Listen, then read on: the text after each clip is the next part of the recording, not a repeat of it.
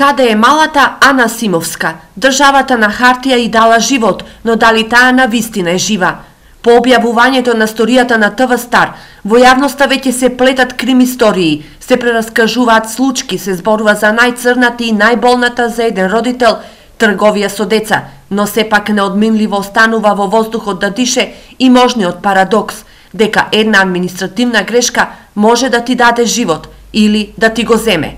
Ова за жал вистина што ја отвори поканата за да тргне на училиште малата Ана Симовска, која за родителите починала по раѓањето, е само продолжување на болката по изгубеното чедо, но и нова агонија подгреана од сомневањата. Можно ли е Ана да е жива? Мислам дека е живо некаде. Барем да ни кажат, ако е живо да знаеме, ако е мртво да имаме документи, нешто. Да знаеме дали е живо или мртво, а ние немаме никакви документи, ништо немаме.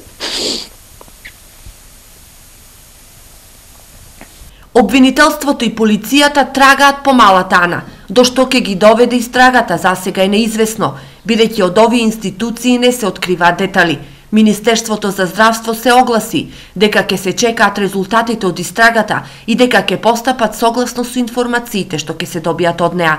Истрагата треба да утврди и дали има вистина во информациите дека посмртницата на Ана е изгубена при преселба на матичното одделение во Делчево од едни во други простории или во прашање се само чаршиски муабети.